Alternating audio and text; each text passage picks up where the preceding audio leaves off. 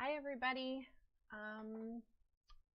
Let's see, we got another minute here and I'm going to see if I'm going to wait for just a second to get a few more people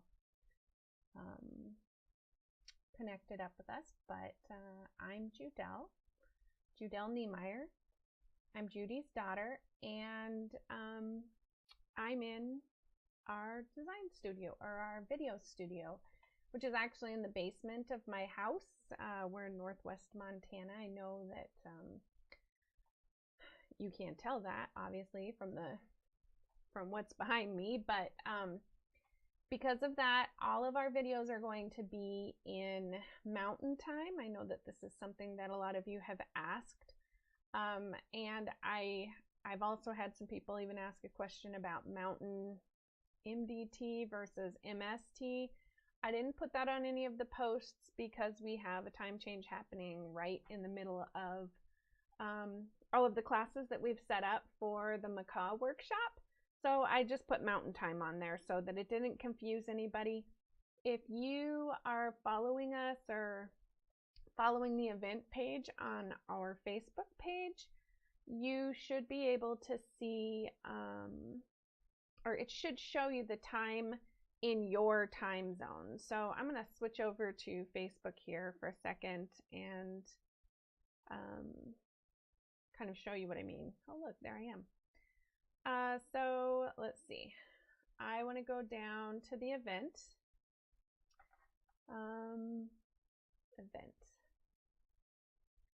So we have an event, and you're looking at it from an admin perspective here, not necessarily from what you would see, but this is what your event looks like.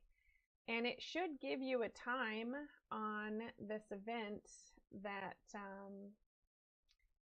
tells you the actual time for the video in your time zone. So where here it says Wednesday, November, let's see where we at here, November 3rd, 2021 at 1 p.m. to 3 p.m. Yours should adjust to your time zone. And if it doesn't, just know that we are 1 p.m. Mountain Time, Northwest Montana. So I've had a ton of questions on timing for the live events. So I just wanted to make sure that everybody kind of understood where to find that information. So let's see. How are we doing here? Let's go back and see about how many people we've got logged in here. And I think it's about time we can probably get started. So, all right. Well, first of all, thank you for joining me today. And the purpose of today's class is to help you get prepared for the live Macaw workshops that Judy Niemeyer, that's my mom, is going to be offering in November 3rd and November 10th, and those will be from 1 to 3 p.m. Mountain Time. And then also, if you're going to make a queen size quilt, then you'd also want to tune in December on December 8th and 15th, also from 1 to 3 p.m. Mountain Time. And lots of you have probably been working on getting your fabrics together, buying kits. Some of you may not have started that process yet. So I'm going to do this presentation today basically from the perspective of a beginner, someone who hasn't taken a Quiltworx class before, and explain all the different places that you need to go to get the tools, get the patterns, or set up your own pattern. I'm going to show you what a cut kit looks like. I'm going to show you some of the products that we have available to help you get prepared for the class. And then at the end, I'm going to actually give you a Quiltster demo for those who are interested. So if you're not interested in using Quiltster, you already have your kit or whatever, you don't have to follow along for that part of it. But if you are interested in what Quiltster is and how it works and how you can plan your quilts for Quiltworx, I'm going to go over that and just show you how to work with the Macaw layout. So let's start here. As I said, here's the dates and the times for the workshops. If you're just making the wall quilt, you only need the November classes. To do the queen, you'll need the December classes as well. So let's start with finding kits. So the first place I want to point out to you is that we work with a company called Quiltster, and Quiltster has a marketplace. And in their marketplace, there is sellers that are from quilt shops all over the United States at this point in time. And they all create kits either in Quiltster, or they have some already created and they'll provide a picture, an image of it, and you can purchase those kits directly out of Quiltster. So it's much easier for me to just pinpoint you to a place where you can see lots of different Macaw kit options if you want to just go out and buy a kit for this workshop, than it would be to say, you know, check with your local quilt shop or whatever. In this way, I can direct you immediately towards those kits. So for those of you who just want to buy a kit for the class, I am going to, let's jump over to the internet here for a second. And I'm going to go to Quiltster. So Quiltster is just Quiltster.com. And then if you don't need a membership to shop in the marketplace, so you click on Marketplace and then come down to Quilt Kits. And then you can sort this out. So just either type in Macaw, but I'm also going to show you can come down to Patterns and you can scroll down to Macaw. Oops, went past it. So I'm going to mark Macaw Queen,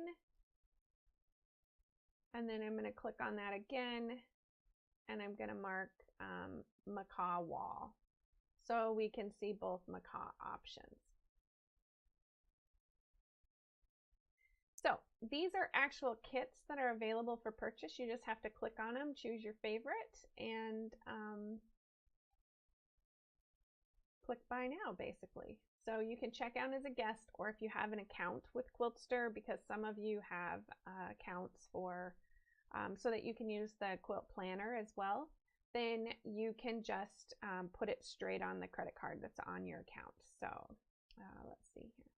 Okay, so that should help you find the kits. Now, if you want to purchase patterns, you can also purchase those on Quiltster in the marketplace by clicking on patterns instead of clicking on kits and then finding Macaw, or you can find those on our website. So let's switch back again and I'll show you on our website. So on the website, oh, I always click in the wrong spot when I'm running a presentation. So go to Products and then Patterns. And a lot of people want to use our search bar up here. Don't use that because it doesn't work properly. We're actually in the process of working on an entirely new website, and that's going to go away. But you can scroll down. Macaw Queen is actually on the first page, about halfway down. The fastest way to get there is to press Sort by A to Z, and that'll sort the patterns, and then you just have to go to the page that has M's on it, and you can find most of them. So you just kind of got to guess. It's on page 7, as a matter of fact. So there's the wall, there's the queen. You can click on those and buy the patterns here. That's also going to take you to, there's also a list for some videos associated with this pattern. The videos that we tape as part of this event are going to go there as well.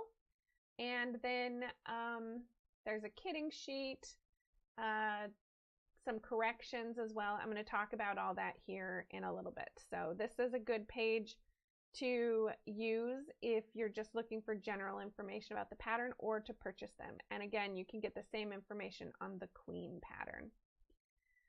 So if you want to create your own design, so you don't want to buy one of the kits, maybe you have fabric in your stash, or you want to go out and buy something special, the best way to do that is to follow the back page of the pattern. I just have a picture here showing the back page of the queen size pattern, and obviously you can't see all the details from there, but there's a cotton option on the back page, and on the cover sheet for the Queen design, there's also a batik image. You can get the batik option kitting or yardage chart in the back page on page 38. So I would, and then the other option is you can use Quiltster to design. Like I said, I'll show you a Quiltster demo later. Or you can wing it. You can just pick whatever colors it is that you're hoping to bind, and you can go from there. So we're going to go through each of those in a little bit more detail. So Quiltster. So I did take you to the Quiltster page there for a second, and I showed you there's also, in addition to the marketplace, up at the top there's a Quilt Planner. And in that Quilt Planner, you can open up an image of the quilt, and you can see that down in the bottom left corner of the presentation, where I've actually added fabrics from across the industry to create to color in the quilt as it would look if it was made in those specific fabrics. And then you can see on the right hand side there's an image of a finished quilt and a list of all of the fabrics that are needed, along with lots of cutting information.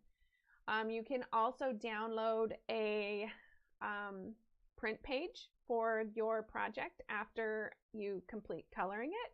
And this is just a picture of what one might look like with an image of the quilt, along with a list of the yardages, all of the fabric references, and then it has strip cutting information for you to follow. And like I said, if you want to know more about that, I'll explain it in a Quiltster demo at the end of this presentation. So what if you want to do your own thing? What I would suggest, so this means you don't want to do it like a rainbow, like the one you see on the wall behind me. Instead, you want to do something completely different. Maybe you want to make everything the same color or whatever.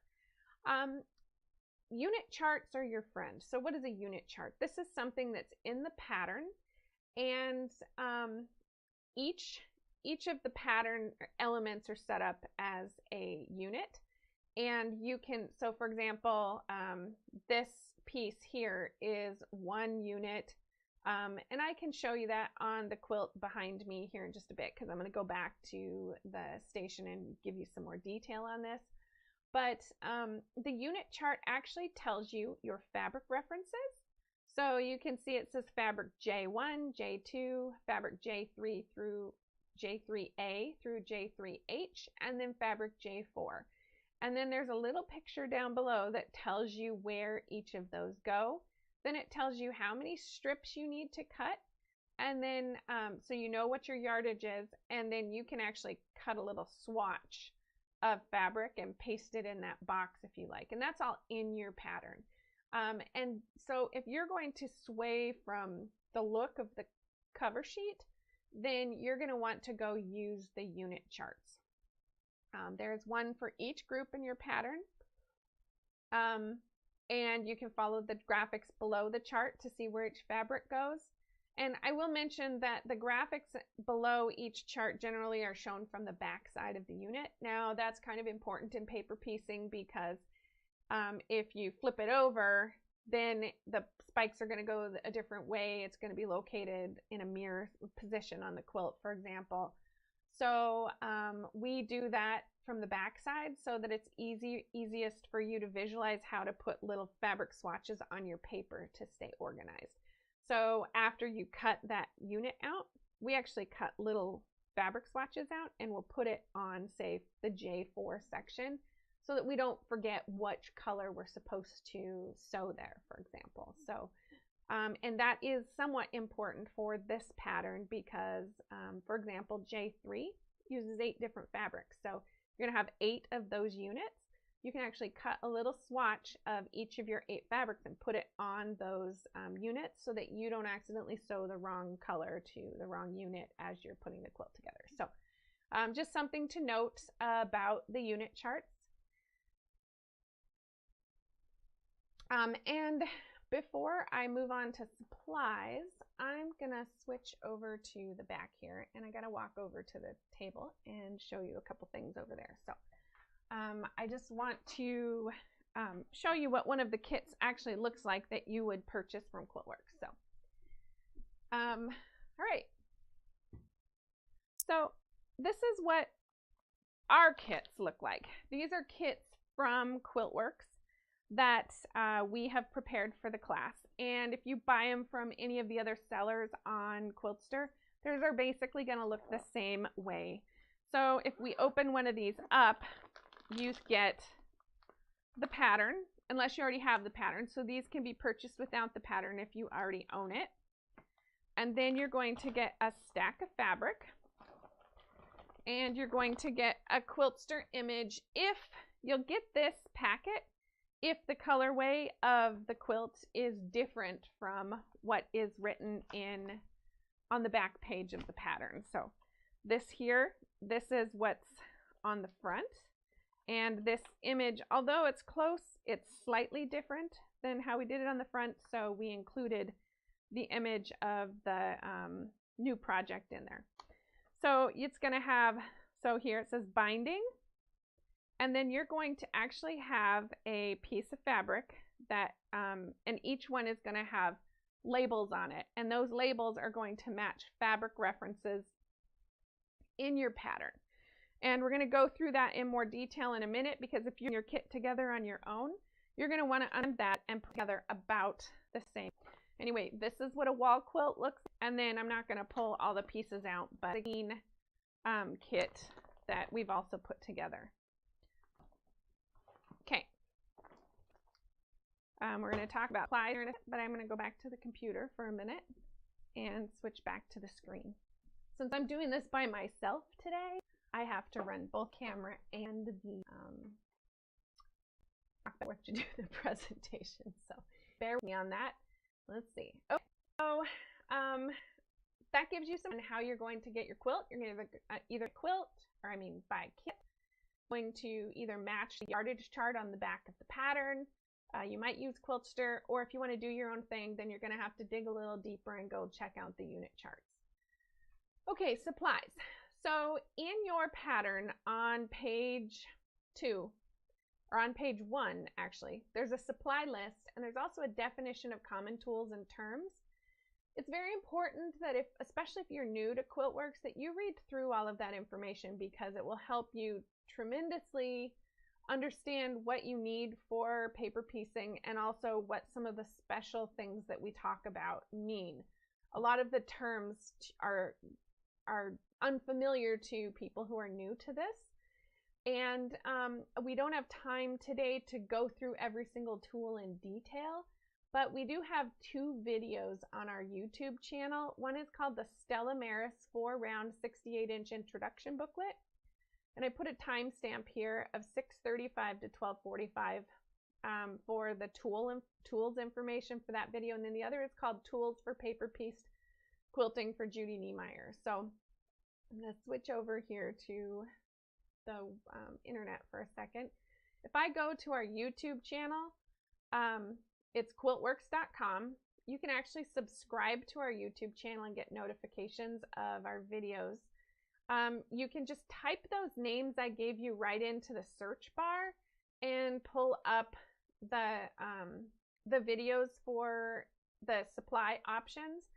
And then you'll be able to get a lot of detail on why we need to have the supplies, what each of the supplies do, and so on. So I would highly recommend that if you're new to this, that you take the time to watch those 2 videos so you understand the different types of glues we use, the different types of rulers that we use, and so on.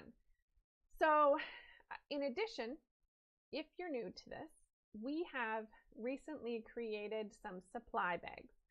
So the supply bags are available from Quiltworx.com, and there is a ruler option, which includes the add-a-quarter ruler and the curved diamond cutting and trimming ruler. And then we also have a non-ruler option, which is basically a whole bunch of glue refills, paper clips, binder clips, things that you go through and you use a lot as part of a paper piecing project. So there's other stuff that you're going to need as well, but these are some of the basic tools that can be somewhat harder to find. And I'm just going to switch back here to the table for a second. We have actually created a little tool tote bag for you guys, if that's something that you're interested in. And I'm just going to pull it out so you can see. These are the two different rulers that you need. This is the add a quarter ruler, and it has a tiny little lip on it so that you can push that up against the edge of your foundation paper and fabric, and you can cut your 1/4 inch seam allowance as you go. There's some good videos on our website where Judy demonstrates how this works. So, and that's one of the tool videos that I gave you. So I would highly recommend that you get that.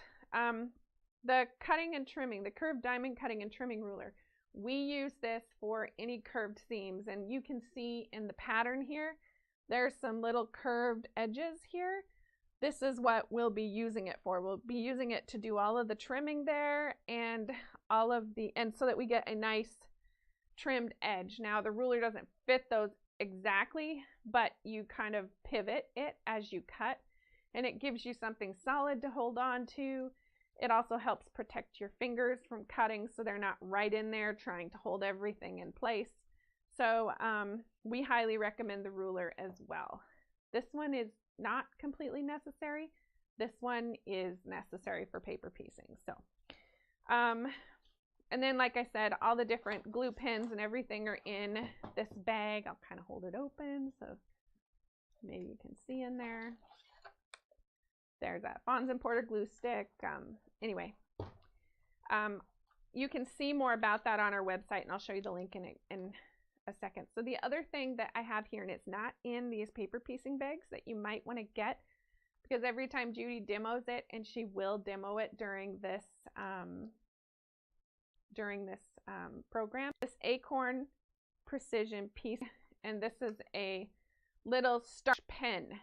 So it's got starch in it, and you just dab it on your seams to get them to lay flat when you need it. But it's really important that you have a flat seam. So we have these on our website as well, so please look for those. And I'm going to show you exactly where to go to find that information on the website. So transfer over to here, and we're going to go to, let's see, our Quiltworx page. And at the top, you want to go products, down to Notions. And then in Notions, you can find all the individual supplies, so you can buy them individually if you want. Or you can scroll down and find looks like you got to go to the second page, but find the tool packets as well if you want to buy them together. And it is slightly cheaper to buy the whole packet, plus you get the cute little bag if you want to do that to get started. Otherwise, you can just buy individual notions for only exactly what you need. So because some of you have a lot of these supplies and you probably don't need to buy the whole supply bag. So make sure you look at that pattern list for other things you need. I didn't put, obviously things like rotary cutter, cutting table, a high quality cotton thread, and the cotton weight is explained, or the thread weight is explained in your pattern information. So double check that, because that is kind of important to have the right thread for paper piecing. It definitely helps keep your seams tight. It keeps them safe from ripping as you tear paper off, and it doesn't get too bulky, because sometimes there's a lot of seams that come together. So having the right kind of thread is pretty important, and that's explained in your pattern. Here's just a picture of what that supply list actually looks like. There is a few other things that are listed in there The supplies that I put in the supply bags are the one that Judy will be using for this class specifically, and they're the most common ones for quilting. There are a couple different sized rulers, but the 12-inch size that I've put into the supply bag is the size that you will use for this project. We do have some 18-inch options. In fact, I'll switch back here because I'm going to show you that. So if you don't have it, we have this 18-inch ruler, at a quarter ruler here, and we actually cut it into a 12-inch and a 6-inch. Now that's kind of nice because see how much wider it is than the smaller one, than the 12-inch ruler, which is down here. This one's much wider, and so it protects your fingers. So that could be another option if you wanted to purchase an at a quarter ruler in a different size. So let's see. Okay. So let's talk a little bit about understanding your Macaw pattern, because this is important to understanding your instructions. And if you're new to a Quiltworx pattern, I think this saves people a lot of time in asking questions about why. So Quiltworx designs its patterns first by creating a layout. So I'm going to flip back and forth between the next page. So we create a layout here, like the picture that you see where there's no piecing blocks in it. Then we do design work to create a whole bunch of different blocks that might fit into those locations. And then we mix and match them, and that's how we create our publications.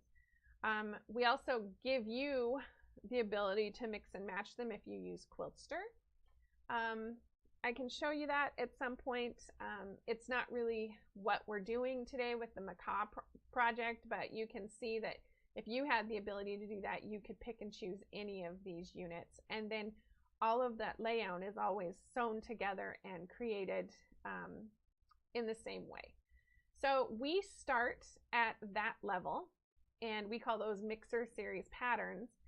And for the Macaw quilt, I put little stars there next to all of the units that we chose to create Macaw. So those are called groups. So you can see there's a J, K, L, and a B. So those are the names of the groups. So why J, K, L, and B? A lot of times we start with A in the center and work our way out, but in this case we already had B, C, and D units, and we had a lot of things going on in the center, so we just picked a random letter. J's a cool letter. Judy starts with J. Judel starts with J. So that's why we picked J to start. Actually, it's not, but that's going to be my story from now on. So anyway, we just picked a letter somewhere in the alphabet and started building out from there. So the letters don't mean anything specifically other than that's the name of the group. And that from there, our patterns are written in chapters by group. So you get all the instructions for the J group, all the instructions to make your pieces for the K group, all the instructions for the L group, and so on. And then when you, and then in the end, you go and sew all those groups together according to assembly instructions. The group letters are important because they define the letters for your bags.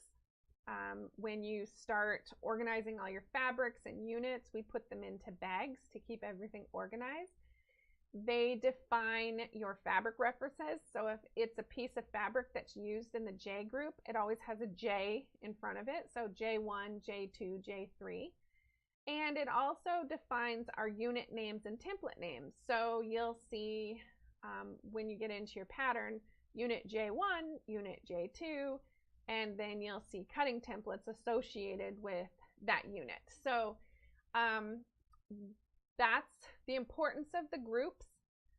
That's how your pattern's going to be laid out. And I just, kind of referenced here with an arrow, the center diamond right here. I don't know if you guys can see my mouse, but anyway, the center star point, I guess, is called group J. Then you have another star point that fits into it that's group J. In fact, I could switch here. let's do this, and I'll just point to it. This is the wall size quilt, obviously. So this piece right here, that's group J. This one here is group K. Then these points here are group L. And then the piece that goes around the back is called group B. And then if you're doing the queen size, you have a group C and a group D.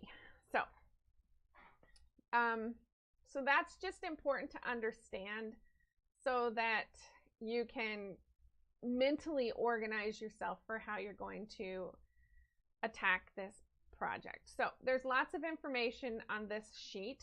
I left it this way so that you could go back and read it later, but I'm going to kind of walk you through it. So we are setting our project that we're going to demo up based on a rainbow look, just like all of the cover sheets and like the one on the wall behind me. And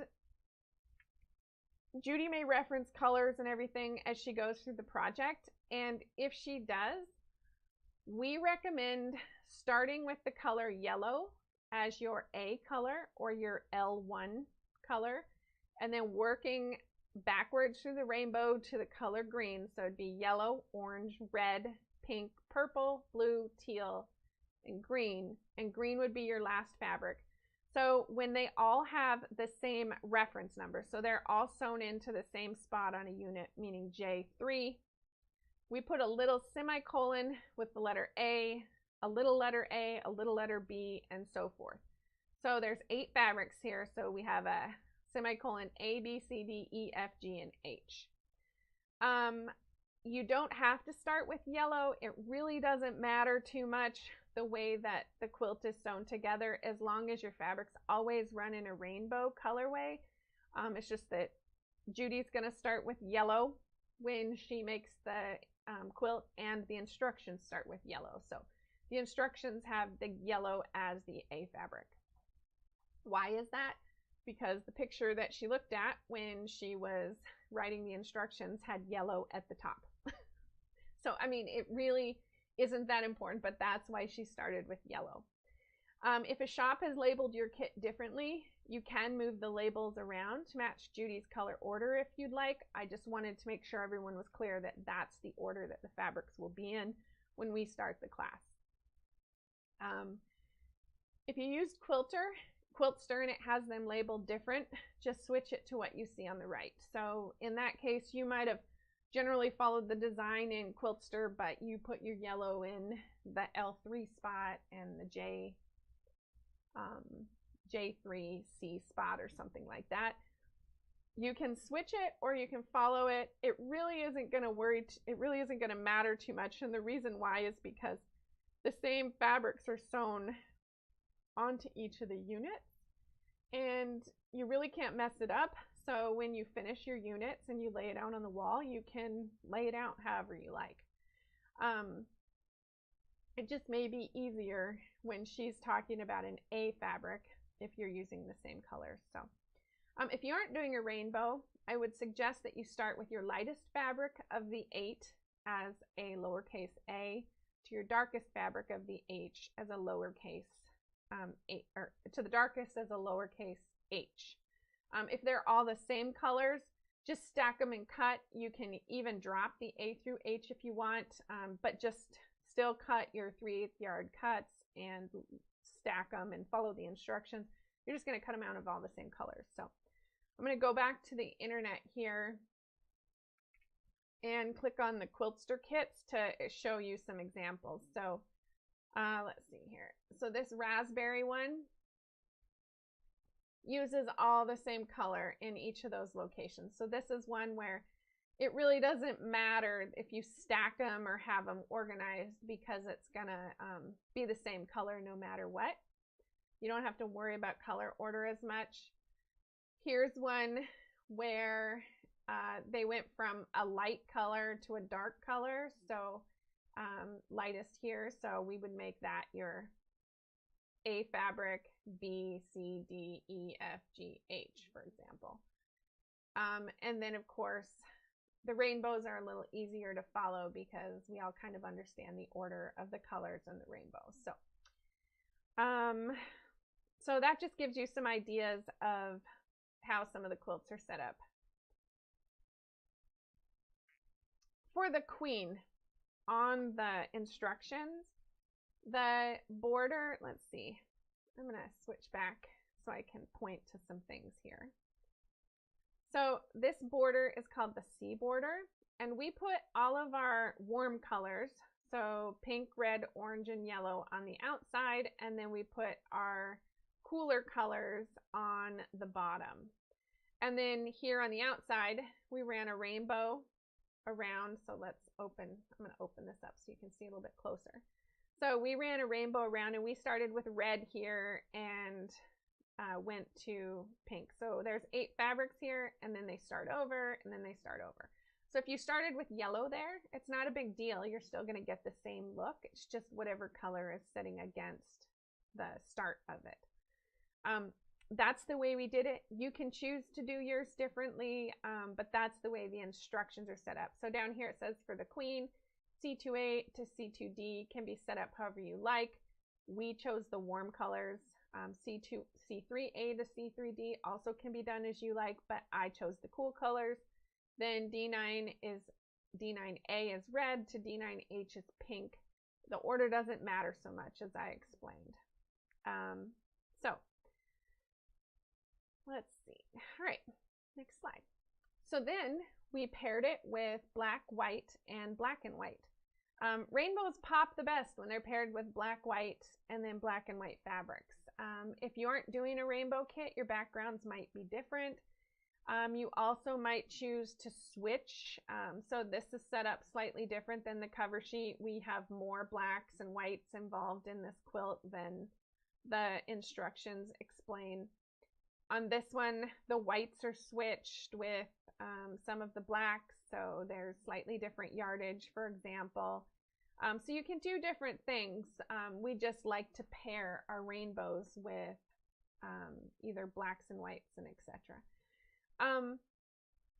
If you're doing your own thing, obviously you can use the unit charts to calculate your yardage, but and you can let's see, if we go back here, you can see that one queen quilt had teals in it, so it was set up completely different. So anyway, just giving you some ideas of how you might set up your kit if you're going to do it on your own. So now I have my kit, I have my supplies. What do? So this is the part where between now and November 3rd, these are the steps that we want you to take to prepare your pattern. So the first part is label your fabrics. So I showed you the kit for the wall. If you've bought a kit, that might already be done for you. So yay, you can skip this part. You can go on to some cutting information at that point. But a lot of you are not going to be in that place, and I would strongly encourage you to take the same steps that we did to prep our kits to get there. So I'm going to walk you through that. Some of you might have used Quiltster, and Quiltster gave you a list of fabrics. I showed you what that kitting sheet looked like, that showed the fabrics, and it said what the cutting was and what the fabric reference was. So a lot of people have that, but they don't have an actual label to put on their fabrics, so they need to make them. Or you're setting up your own kit and you're not quite sure what information you should put on the labels to make it easy. So what I did for you all, so let's go back to the internet, go to the Quiltworx page. Oh, again, I clicked in the wrong spot. We're going to go back up to products and then patterns. Oops, product and patterns. And then we're going to click on the Macaw Queen just to show you an example of what we did. So if you scroll down here, there's some kitting sheets with labels. Yay, this is awesome for you. So if you click on that, it opens up some PDFs that you can print. page 1 shows you a picture of the quilt that's on the cover sheet, and then it shows you all the fabrics that we chose. So you can choose something similar. It gives you the yardage, and then it also gives you the actual fabric references. There's a page number 2 that you really don't need. And so you can avoid, or this is more for people who are ordering for shops. But then we have pulled all of the yardage charts, or all the unit charts from the pattern out and put them on just a couple pages here, so you don't have to go shuffling through your pattern. So you can actually just print this out and have it all there, and it shows you which fabrics, what the template layout sheets are, and then what size strips you need to cut. It shows you pictures of where everything goes in your quilt. So this document helps you prep your kit no matter what you're doing. And then once you get to, so we had to put it into a couple pages because it was too big for our, the file sizes were too large. So then come back out here and get part 2 for whichever colorway you're doing, and you'll see the queen pieces. And then we gave you these label sheets. Now, if you have a printer and you have some Avery 5160 labels, you can actually just print these labels and pull them off and stick them right on your fabrics for the fabric references that you need, and it would look just like my kit.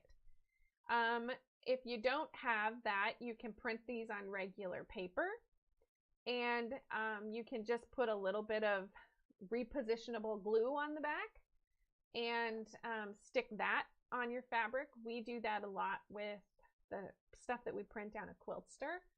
Or you can just write your labels. You're only doing your own kit, so it won't take that long to write them if you want to write them as well. But we would strongly encourage that you write them down. There is a document just like this on the, there's a document just like that on the wall size pattern as well. And just look for the one that says with labels so that you can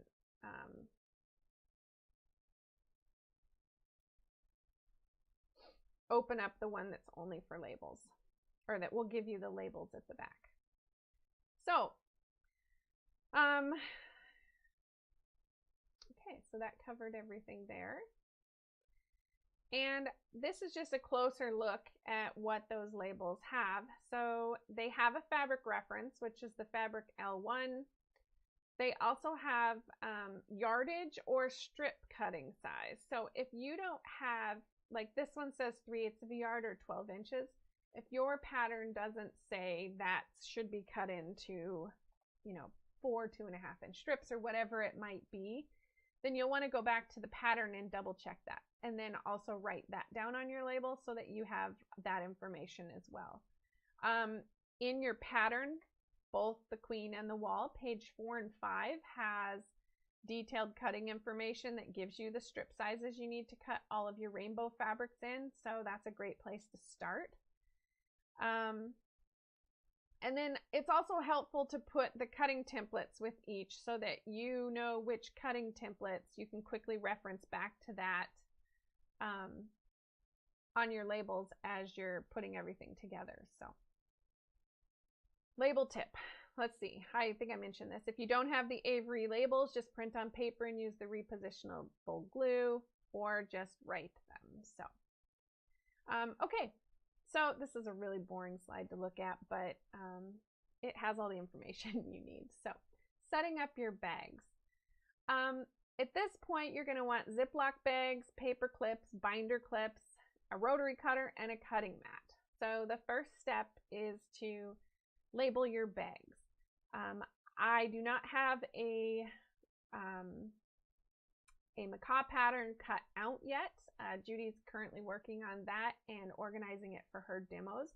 So I did bring a kit from a different pattern just to show you how it looks. So we'll go back to the table here in a second, look at it, but I want to go through these steps first. So we always have a bag for everything in each group. So that means there's always a J bag, a K bag, an L bag, and a B bag. And then sometimes there's sub bags for those. And what size bags?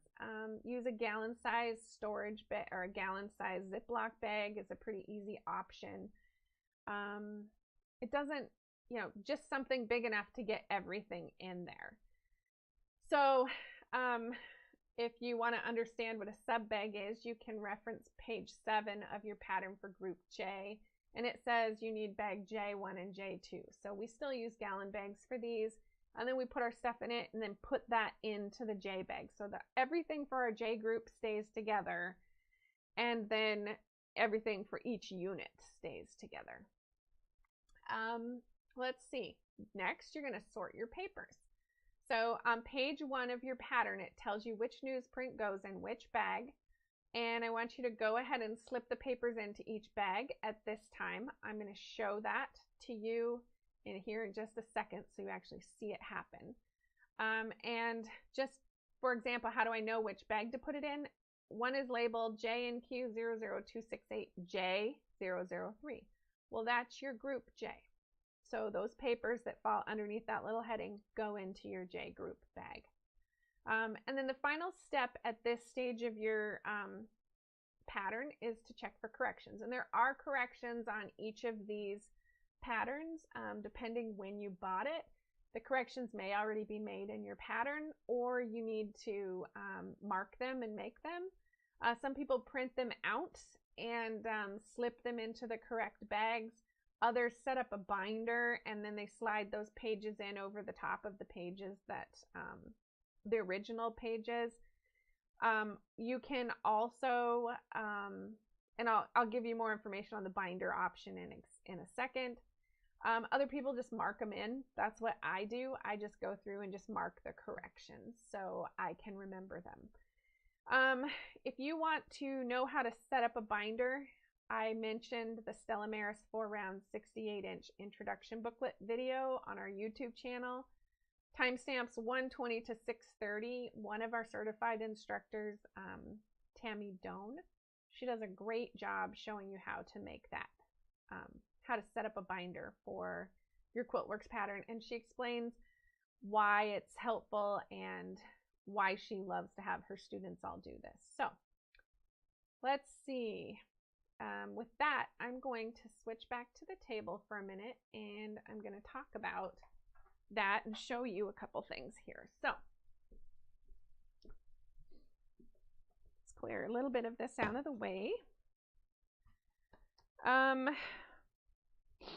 So I brought some Avery label sheets. That's what these are, just so that you can see those.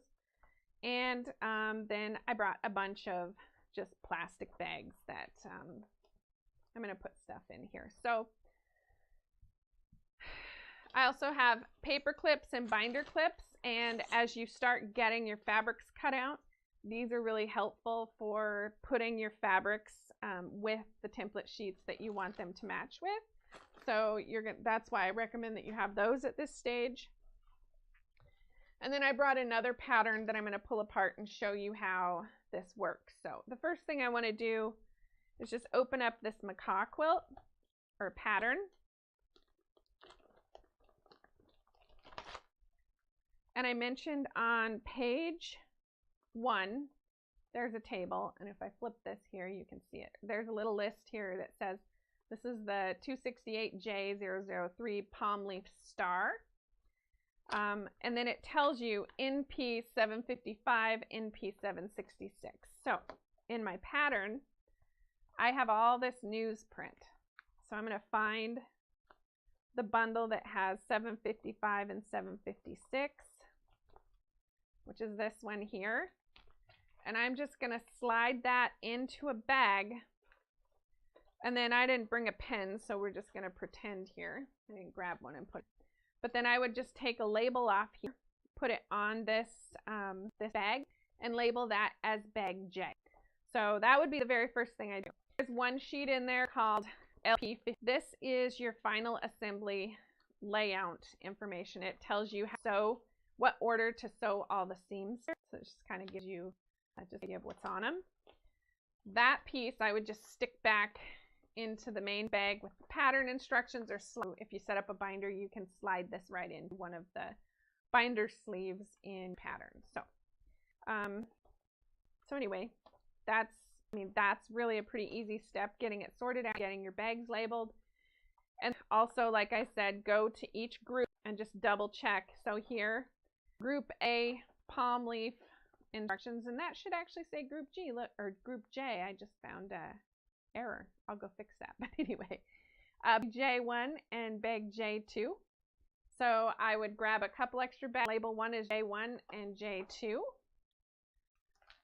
So here's a couple extra bags, and then I would just slide those into here, papers, and that's the first step of organizing the pattern. Well, actually, it's the second step, because you also labeled your fabric.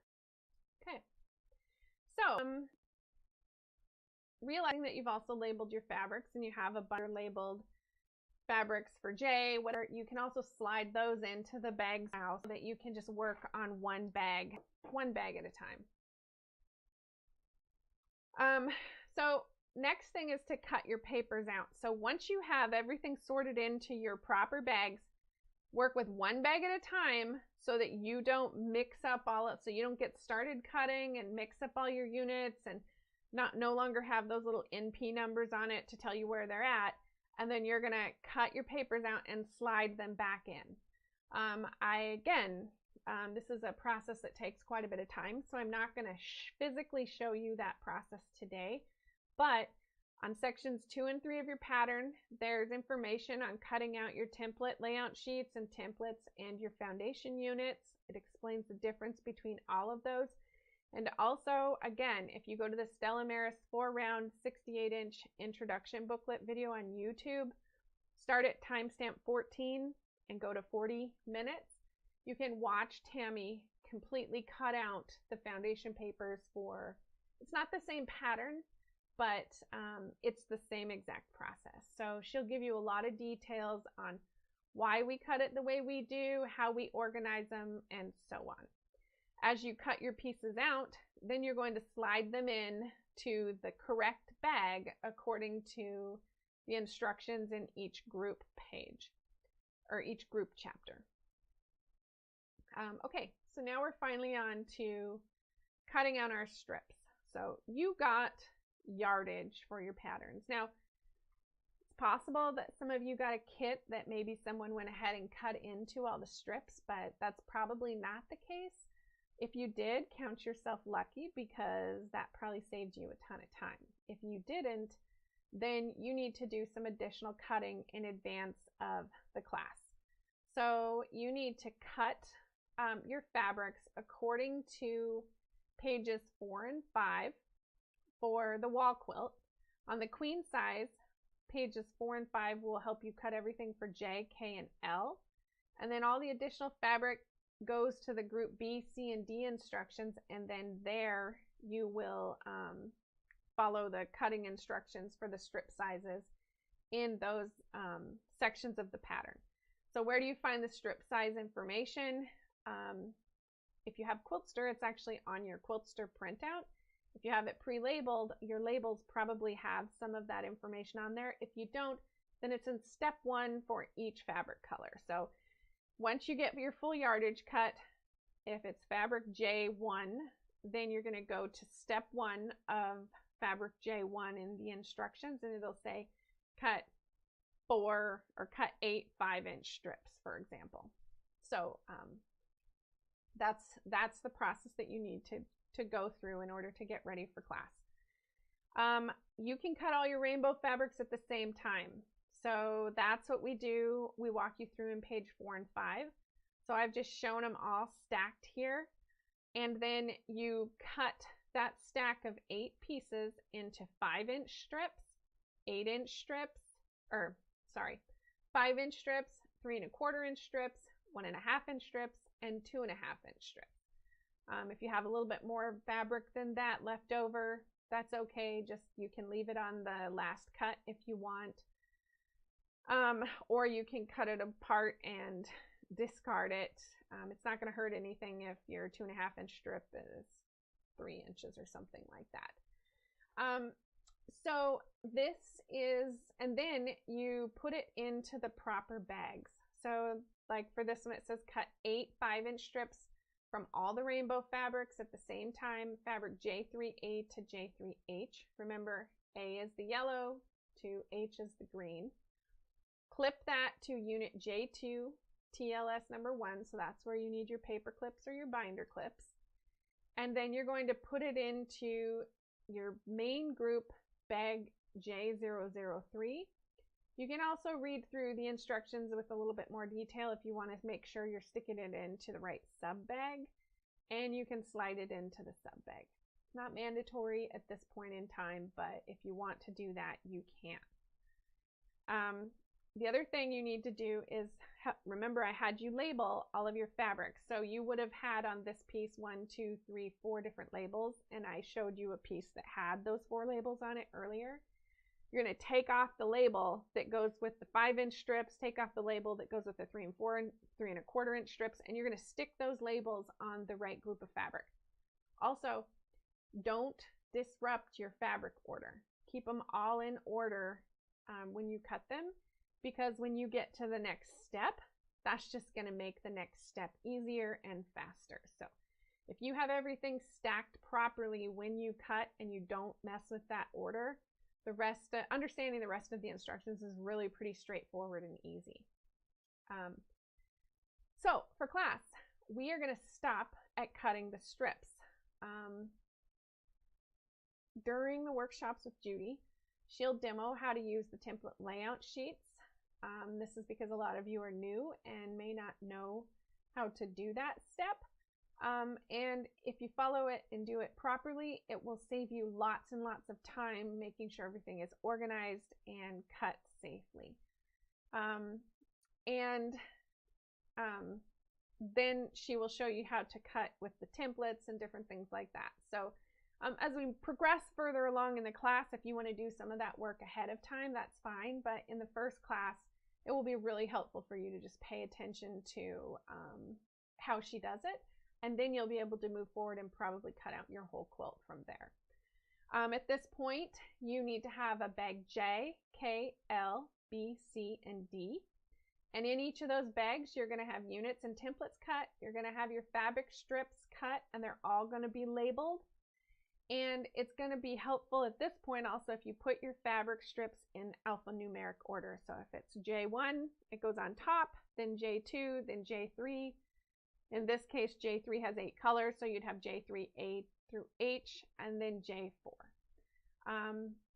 So that's how you need to prepare that. I'm going to go back to the table for a second and just physically show you what a prepped kit looks like, so that you know what your ultimate goal is here.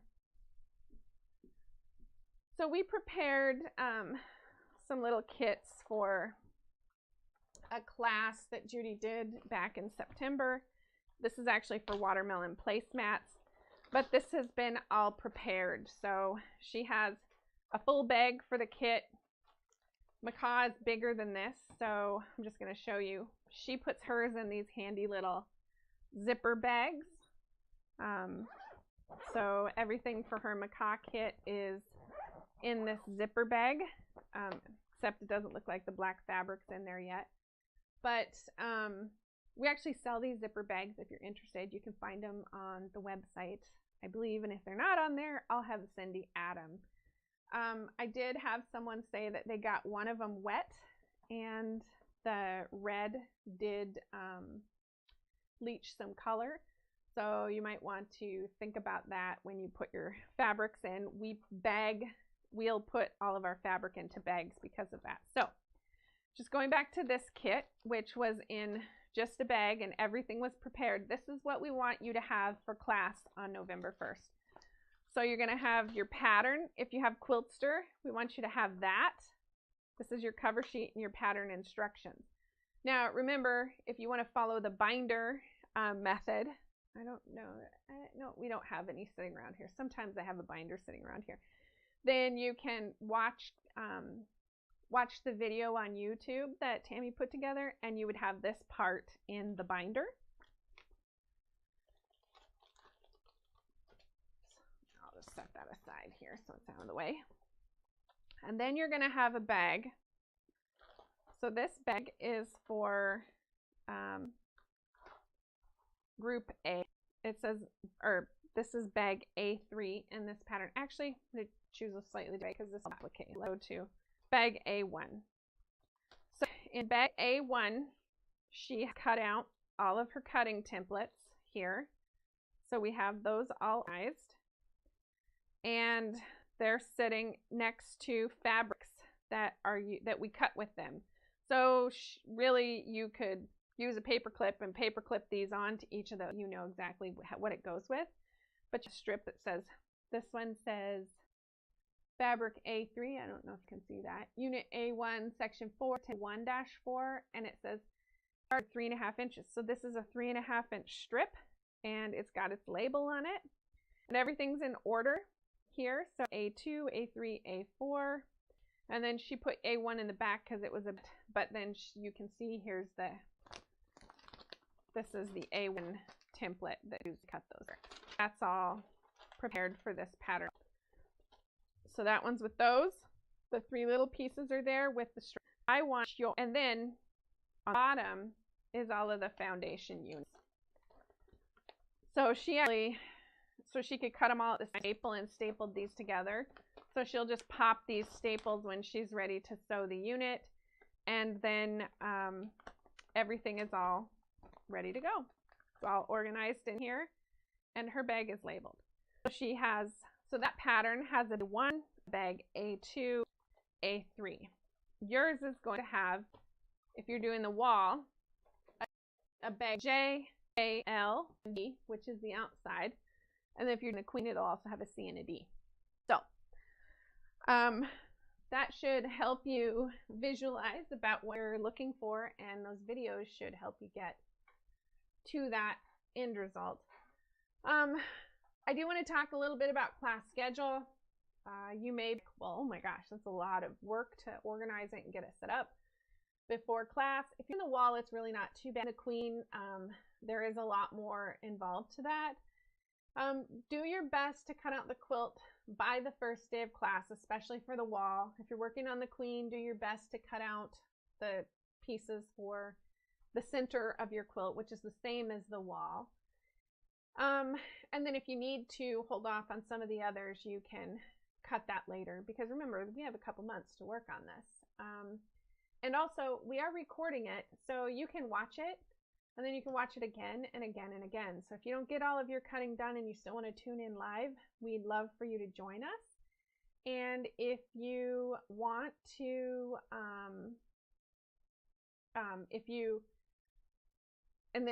sorry, I lost what I was thinking there.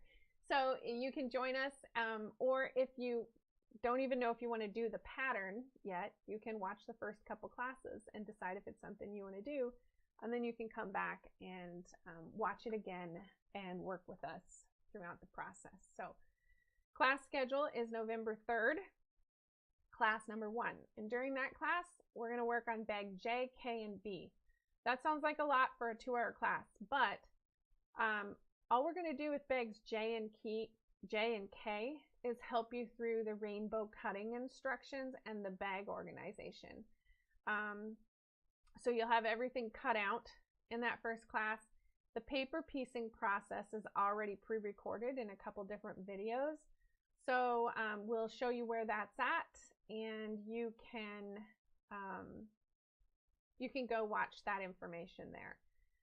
We are going to cut Group B during the live class and piece Group B during the live class. So that's the outside border. It's a strip piecing process, and it goes very quickly. So that's something that Judy should be able to demo in about an hour, maybe an hour and a half. Class might go over the 2-hour window by a little bit. If it does, you can stay with us. You can pop in and out as you need to, but it'll be recorded and it'll be there. So on November 10th, we're going to work on Group L.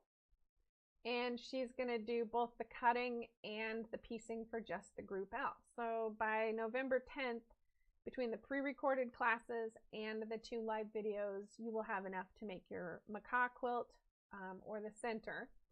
And then on December 8th, we're going to work on the Star Point C group, and on December 15th, we're going to work on the Flying Geese Queen group D. A couple things I want to mention about those 2 pieces. They're used on a lot of other designs for us, and they're pretty standard units for expanding a lot of our quilts from a 57-inch size to a 68-inch size with the C border, and then on to a 99-inch size with the D border. So if you're working on a different pattern that uses that same unit, tune in with us if you want. We have lots of designs that use those. So like if I switch back to our website, let's see, where are we at here? Quiltworx patterns, and I just scroll down. There's the Macaw Queen, and then there's one called, there's that Prancing Peacock. Wait, where did I pass that one already? Hold on, let's go back. It's on the first page. Prancing Peacock uses the same D border. The C border is different, but the D border is the same. So that's just an example of a different project that uses the same border option. So please feel free to join us if you've done any of that. So let's see. Okay. So with that, that ends the session on prepping your patterns. If you want to stay and watch the Quiltster demo, you're certainly welcome to. It should take us about a half hour here. And then we should be done. So hold on just 1 second. All right, I'm going to switch over to the website. Oh, you know what? Before I do that, I do want to say one last thing. So I got to go to the website for this. So some of you have asked how you get notified of the live event. So what I want you to do is come to the Facebook page and see these 3 little buttons here. So this is the Quiltworx.com Facebook page. First, like it, and then under these 3 buttons, there's follow settings. Click on follow settings, and then you have some options here. Video off. So if I want to turn video on, I can say I want to see all notifications. If I want to do live video, I can click on that. I am only clicked on highlights, but if I want to see all notifications, I can click that as well. So now I've just set it so that I will get a notification when Quiltworx goes live. So this is a great way for you to get a reminder that we're running the event. Again, under the YouTube channel now, because I have the manager page, I can't see it, but you guys would have a subscribe button on our YouTube channel. A lot of times, well, maybe I can click on, I'm just going to click here as an example. So if I click on her video, see it says subscribed, or you click that and unsubscribed. But anyway, you can, and yes, I subscribe to Missouri Stars page because I like watching their videos. So if you want to subscribe to Quiltworx, you can just find that under one of our videos and you can subscribe to us, and then you can also set your notification settings for YouTube as well. So I actually get a notification right on my cell phone that says, hey, well, I follow Quiltster and I click on, or I watch all of Quiltster's videos, and I always get a little notification right on my phone that says, hey, they're going live. Do you want to watch? So that's something that can help you be reminded so that you don't miss the classes. And once we get done with the classes, if you want to turn that off, those notifications off, you certainly can. But it's a great way for you to be reminded that, today's the day that you're planning for. So, okay. So that's everything I wanted to share with you guys. You can also follow the Quiltworx support network and follow the event for this. You can also look at Quiltworx kits and classes. A lot of times our instructors are posting kits. Kits will be available even after the workshop starts, so that for those of you who made up your mind late that you wanted to participate, you can get that, because everything's going to be recorded and available for you to watch later. So it really doesn't matter when you start the class. So, all right, I'm going to switch over to the Quiltster Demo at this point, and if you don't want to watch that, then you're welcome to go. So, Quiltster. So let's go back to the main page on Quiltster here. Oops, again, I'm clicking on the wrong button. So if you're new to Quiltster, this is the Quiltster landing page that you're going to join. So I gotta move the presentation down here just a bit. So there's a become a member button up here. You can log in and become, or you can join by clicking on that. It is to use the Quilt Planner. It is a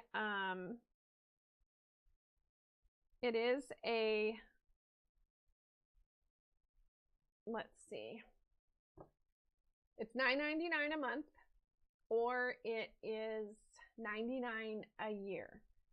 And so you have two different options. If you just want to try it out, a monthly membership is a great option, and you'll start to see where the value of that comes in later. So I'm going to log in.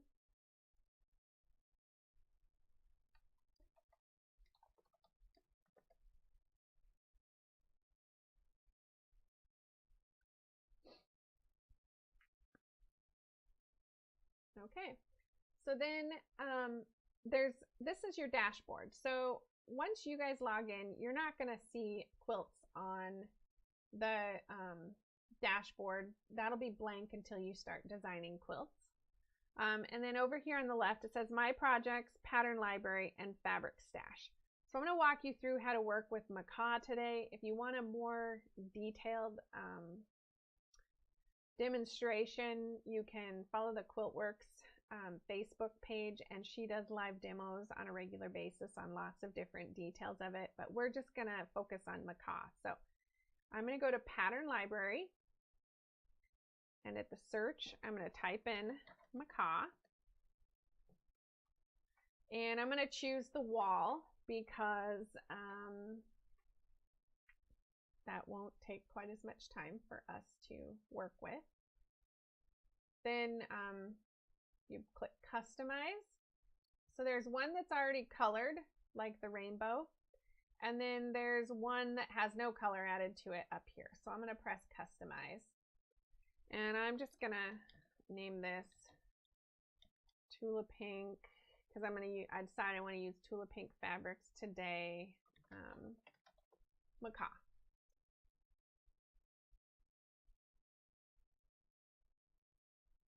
So because we're working with a rainbow, this quilt, so if I click on that, you can see how it highlights all of those center blocks. That means it's going to color all of those center blocks the same exact way. Because we're working with a rainbow quilt, at one point, as I start to add fabrics here, I'm going to come up here and use this little, see this little lock button at the top?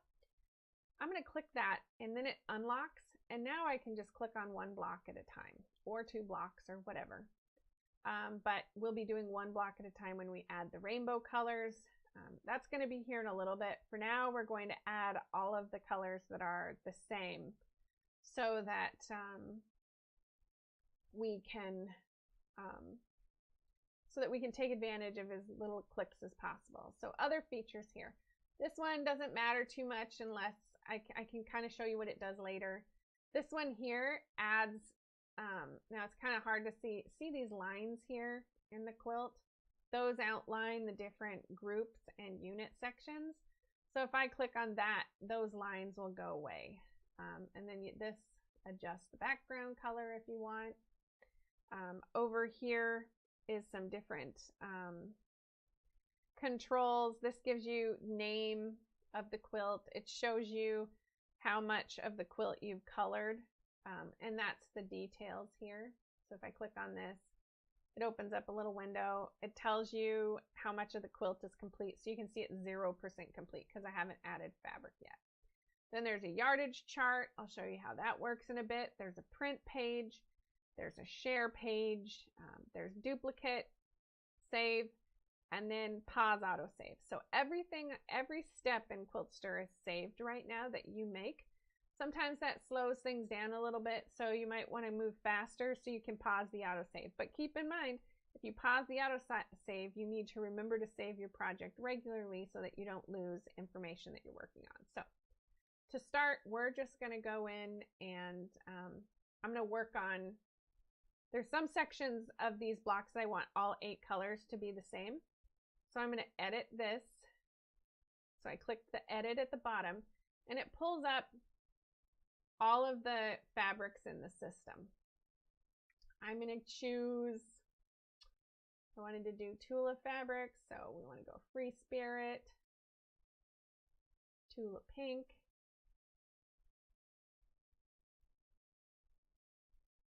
and then I'm going to work with True Colors because she has a nice arrangement of rainbow fabrics and True Colors. Oh, but first I got to work with line work, which is black and white fabrics, and black and white fabrics so that I can get those pieces filled in. So this piece here, I want that to be black and white. So I'm going to choose one of her black and white designs. This one here, I want that to be all white. I'm going to choose the white. This piece here is all black, so I'm going to choose the solid black. And then these ones are going to be my rainbow colors. So I'm going to just wait on that one for a second. Now I'm going to go into this next group. I'm going to click edit, and again, I'm going to choose my fabric to go in here. And then I'm going to choose my white to complete that accent strip. I'm going to press save. Then I'm going to click on the L group and I'm going to switch my view here for a second so you guys can see the quilt on the wall. So I know from here that this first section is white and that point is white. So when I actually color those sections in Quiltster, it chooses them at the same time and will make them all white. So you don't have an option of making those different colors. And the part of that is because that's the way that the template cutting strip or the template pieces are set up to cut all of your pieces in your pattern. So you have to follow those directions. And then also these 4 are the same color around the whole block. And then there's rainbow colors from there. So you'll start to see how that colors as I add color here. But first I'm going to add my whites. And then I'm going to add my black and white that I chose. I'm going to leave the rest. I'm going to open up my backgrounds. And if we switch back again to the image of the quilt on the wall, you can see there's 2 white pieces and then everything else is black. Now we actually used 2 different colors of black. We used more of it's called ink. So it had a slight blue tint on the outside, and then we used a flat, solid black called Jet here. I'm just going to use the same black in both locations on this quilt, but you are free to do it however you like. So I'm just going to make this black, and then in here, that one needs to be black. And I should mention, you can click on the area in the quilt here, or you can also click in these boxes at the top. And they have the fabric references on them. So if you have your pattern in front of you and you click on these areas in the box, you can, you know exactly what you're coloring. So I'm going to add the white. And then I'm going to add the black. And I'm just following the coverway on the quilt in a different fabric collection so that this is quick and easy. Feel free to play with it and figure out what you like. And you'll have lots of options here. So again, I like to start from here with group L. The reason why is group L can't be unlocked. And so even if you unlock it, it still all selects that. It has to follow the rainbow concept. If you want to make them all the same color, you can. Or if you want to use just 2 colors and alternate them, you can. But when I'm clicked, so I'm clicked on L1 here, there's 3 here that are highlighted and 2 there that are highlighted. L2, L3, L4. So all of your rainbow colors get added. And this is to preserve the integrity of the instructions. If we let you put whatever colors in there that you wanted, then the instructions and the cutting templates and everything wouldn't work. So if we're going to write it for a rainbow, then we need to have some controls in Quiltster so that it's colored properly. So now we're going to go to True Colors. And I love, love, love the flowers. This flower print that Tula has. So we're going to use those, and we're going to start with, so we're on L1, so because that's yellow, right? We talked about that earlier. I'm going to start with the yellow piece. So I need to find a yellow flower, so that's going to go there. And then L2 is going to be an orange flower. L3 is red.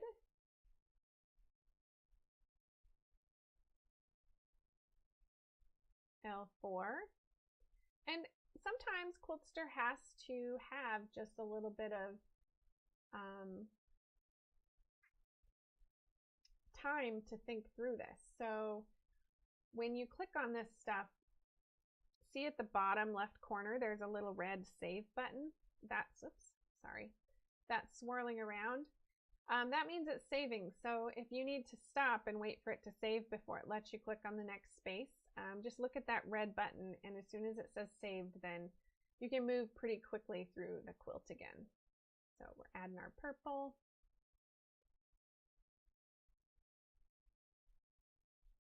A blue.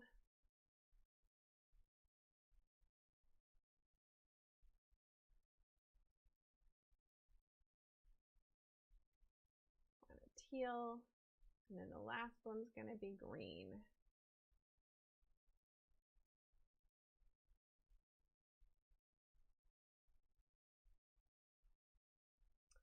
Oh, where's the green? There it is.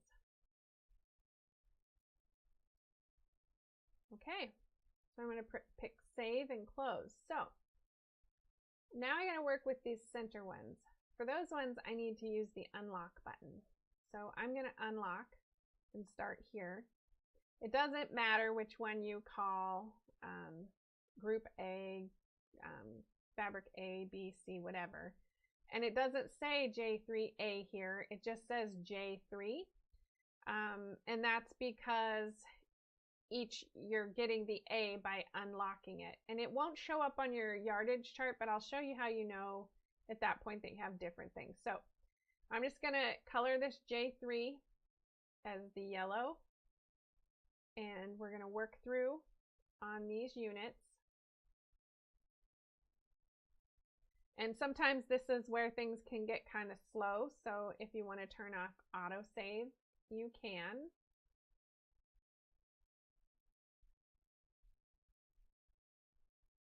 So just to show you that, I'm going to pause autosave, click accept.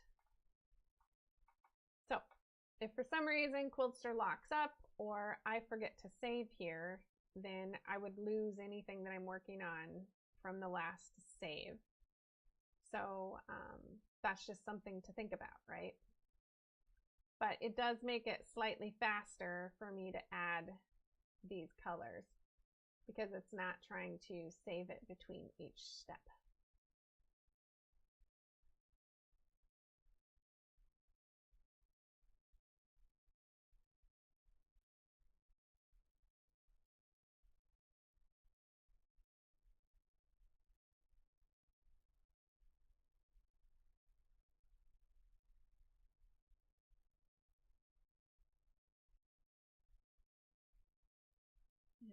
teal, and one more for the green. So then after I get all these ones added, then I would probably just go back, press save so that I know that it saves. And again, you can see the little rolling, oops, excuse me, steering wheel or circle down at the bottom. When that's done saving, then I can go and do the L group. If I try and click on things right now, I can kind of click on them, but it doesn't give me, it's kind of difficult. Okay, so save is done. So now I can click into edit. So I'm going to match my A colors. And again, you can move them around and rotate them so that they don't touch each other if you want, but I'm going to just do it this way. So K3, and then my K4, I'm going to make the next color in the run. So if this is my A fabric, this is going to be my B fabric, and then B fabric and C fabric, and so on.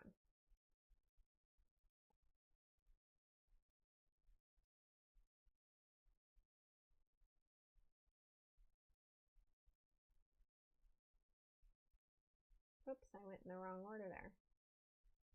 That is supposed to be my orange. And this is supposed to be my red. So let's go back and fix this one.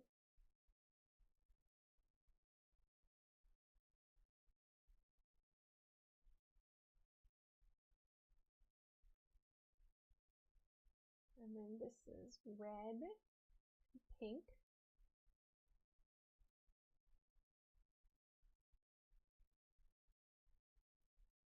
And this one is pink and purple.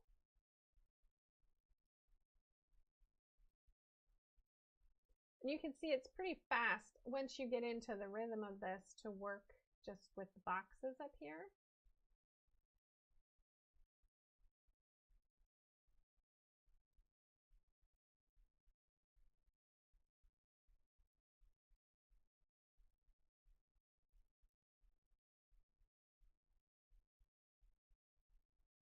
This is teal, green, and then this one is green and yellow. Okay, so I have my macaw quilt colored. If I decide I didn't like something, I have the chance to go back and change it and move things around. I'm going to save it. And then this is where the really cool part happens. Another thing is if I want to test, I think, okay, that's what I want, but I want to switch out a couple pieces and see what I think. We don't have an undo button in Quiltster, and because it auto saves, it would save over the top of the changes that you were making. So what I would suggest is using the duplicate button to just create a second project. So it'll create a project from where you're at, and then you can go in and change some colors out if you want. And then whichever one you like the best, you can switch that around later. So I'm going to click on details here. It shows you now that it's 100% complete. So that's good. If you click on that and it says that that's not 100%, then you've missed a spot in your diagram and you need to go back and check and find out what you're looking for. So then there's this yardage page. So yardage gives you a whole bunch of yardage information about your quilt. But one really cool thing about it is, remember how I just said that if you wanted to duplicate it and go change a color out? Or let's say I don't like the skunk, I decide I wanted a different black and white. I can click on that fabric and it'll open up the fabric page for me. And I can go back and look at her line work colors and I can pick something new for that. So if I want something that has more black in it, or I want to go with polka dots, for example, I can switch it out to the polka dots. And then it changes it in every place that it shows up in the pattern. And I don't have to go in and find it all. So, and then if I don't like it, I can just click on that and I can go change it back. I'm going to actually put in this one here just because I like that print. So The other thing you can do here is come down to the bottom and we can add binding. So if I wanted to add a binding to the quilt or backing, I can do that here. Okay, so now I have my backing and binding added, and it gives me the yardage for each of those so that I know what I need. So then let's go, so it shows me under by fabric, this shows me the total yardage. It does show me some subcuts so that I know that it's used in more than one group here. And then it adds up all the inches and gives you, and then rounds up to the nearest eighth of a yard. If you decide that you want more fabric in case you make a mistake or something like that, you can definitely just buy more than what it shows there.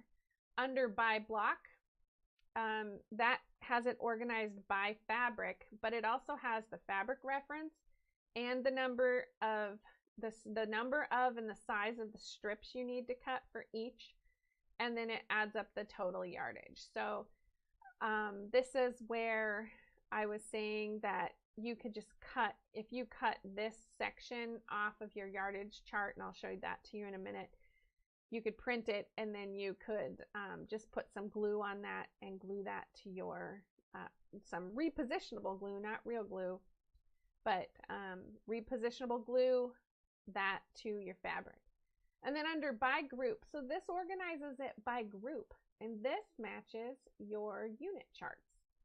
So it looks like I need to save it again for this, but that will match your unit charts. So let's press save, and then I'm going to go to the print page.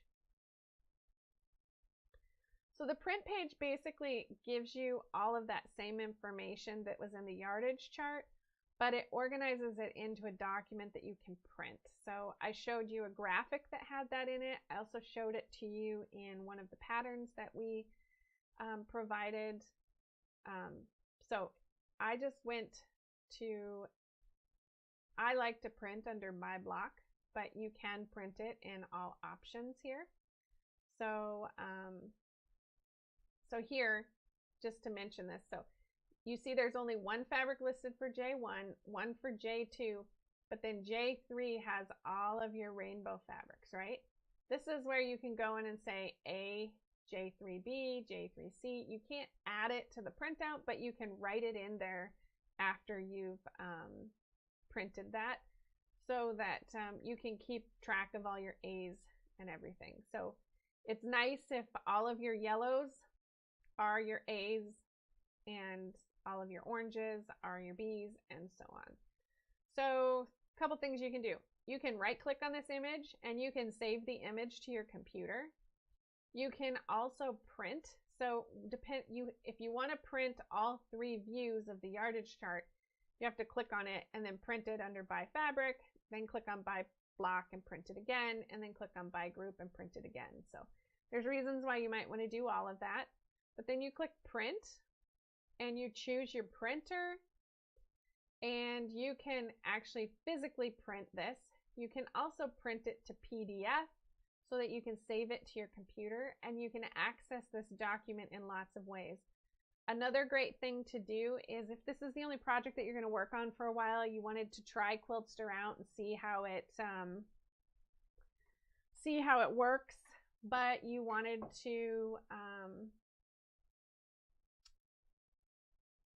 come back to this page later and cancel your subscription to Quiltster because you're not going to do any more for a while, you can cancel your subscription by clicking up here on the little information icon.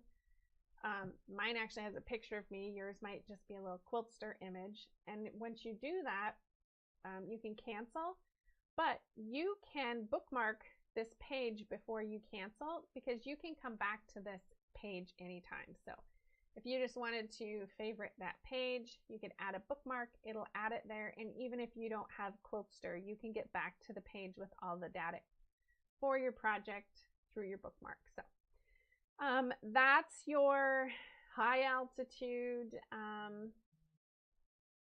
Quiltster demo. And thank you guys so much for joining us live today. And I hope it went well because I didn't get to see it on the other end. So I did see comments coming through, so hopefully they were good comments. If not, then I guess we'll do it again. We have lots of time between now and November 3rd to get this information out to you. So thanks everyone for joining us, and let's see, there's my face. So goodbye everyone.